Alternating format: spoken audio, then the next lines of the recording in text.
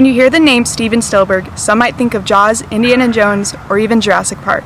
But have you heard his involvement in the Twilight Zone? A dimension of sight. A dimension of mind. You're moving into a land of both shadow and substance, of things and ideas. You've just crossed over into the Twilight Zone.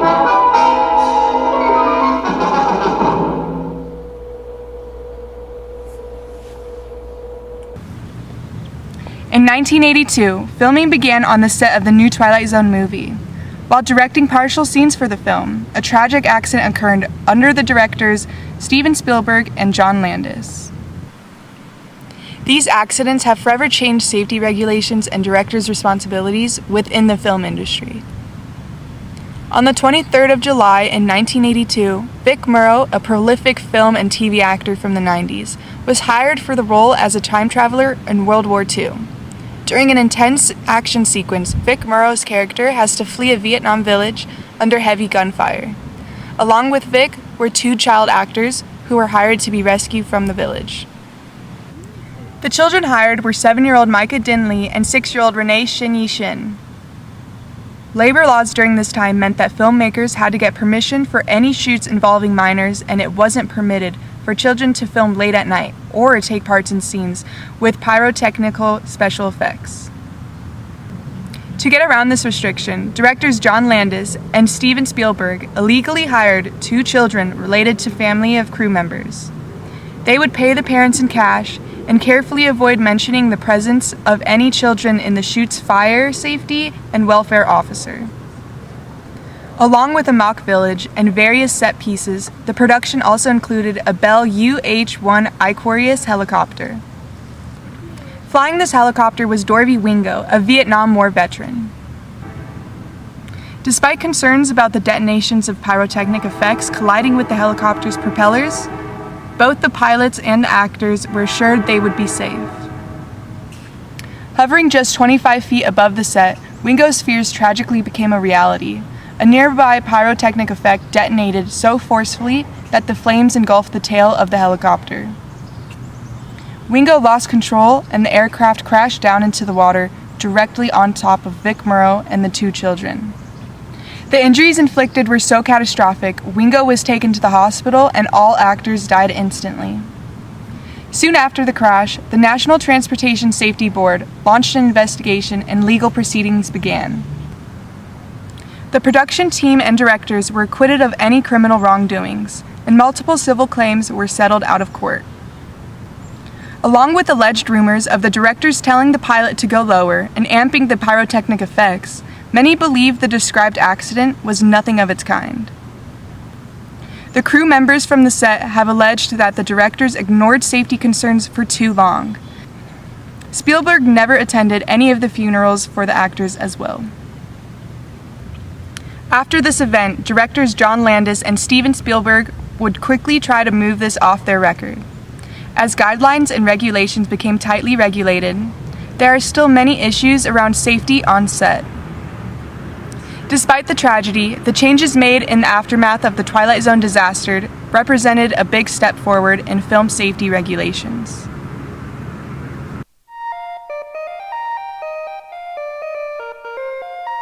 So, my name's Tyler. What is your name? Aaliyah. So, my question for you is if you know about the Twilight Zone movie at all? I do not. Okay, do you know who Steven Spielberg is? I do, yeah. Do you know who Alec Baldwin is? I do. Do you know the whole incident okay. Do you have any thoughts about that? Like, do you think he's at fault for accidentally shooting somebody? I don't think he's necessarily at fault, but I do think he should have been like a little bit more aware of like the situation, if that makes any sense. But I don't think he's at fault. His name's. Have you guys ever heard of the Twilight Zone movie?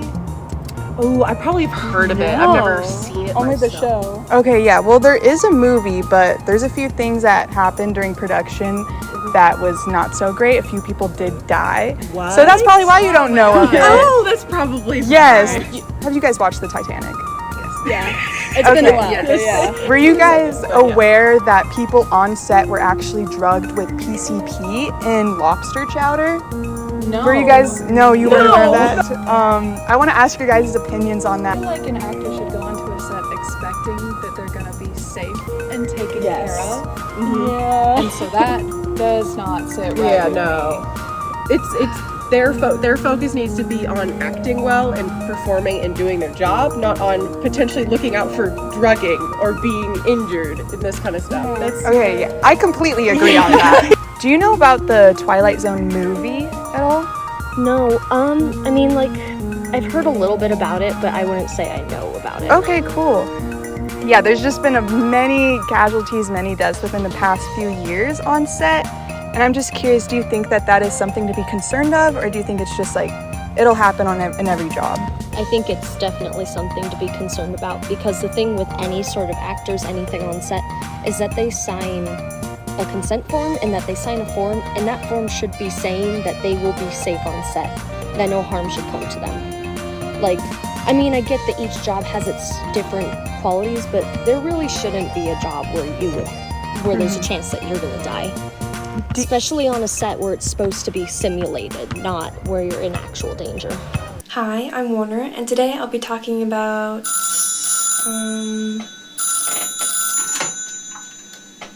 hello, I'm like kind of in the middle of something.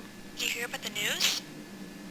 What news? About that ocean movie? Jaws? No, Pirates of the Caribbean? I didn't say it had pirates. It's romance. Oh, The Notebook. No, I mean, wait, what? That barely has any ocean in it besides that one beach scene.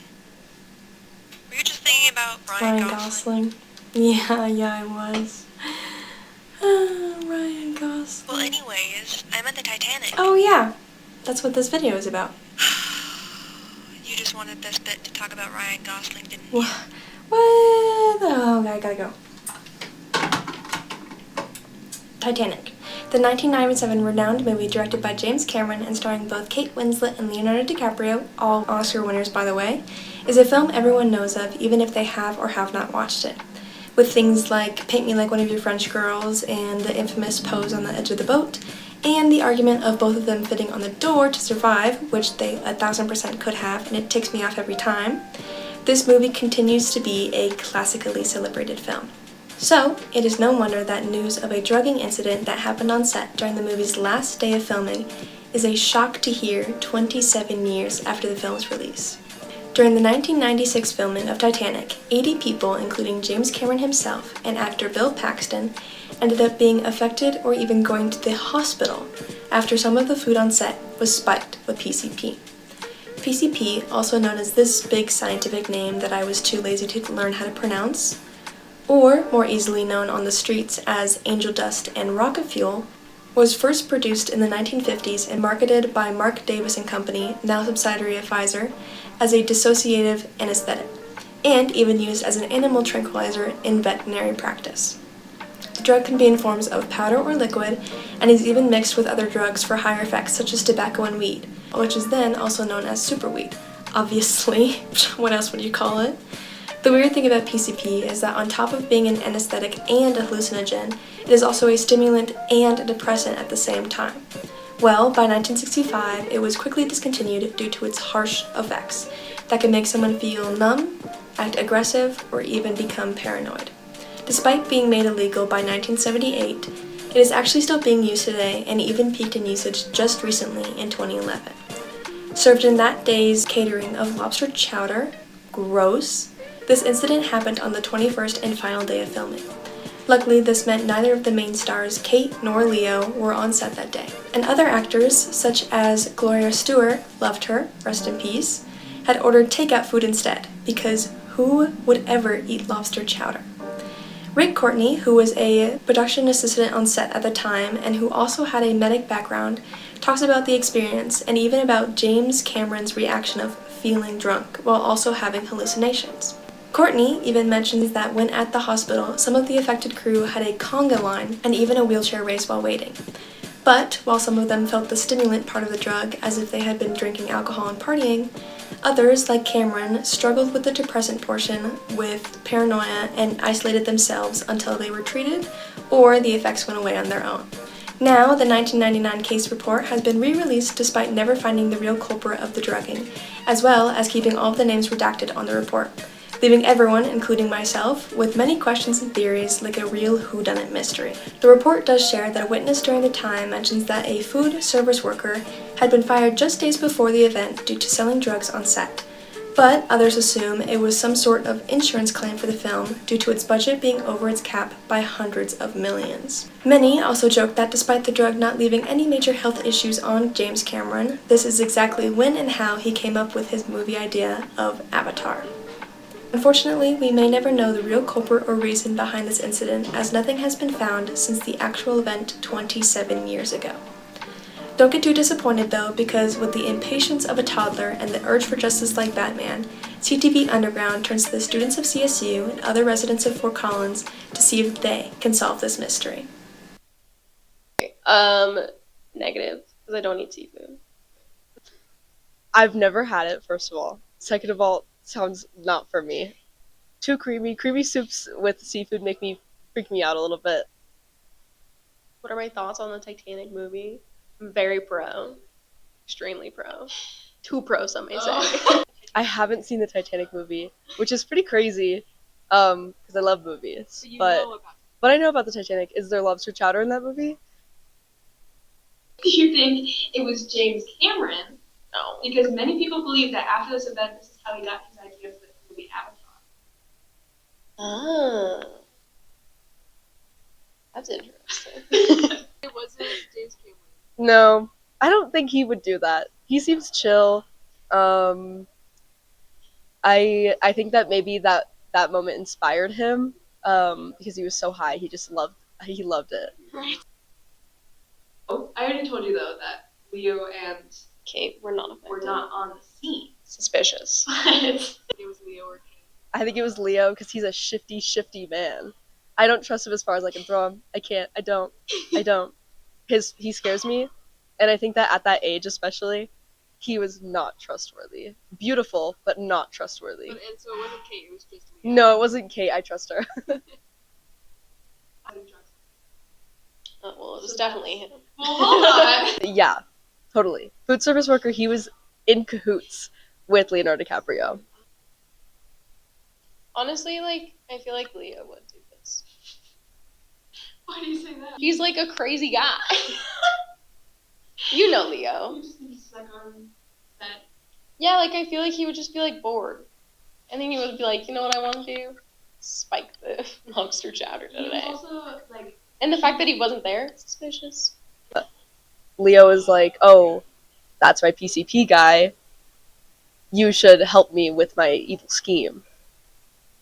And they work together. So yeah, your final answer Mm-hmm. is Leo and the food service. Yeah, because I think they're both shifty.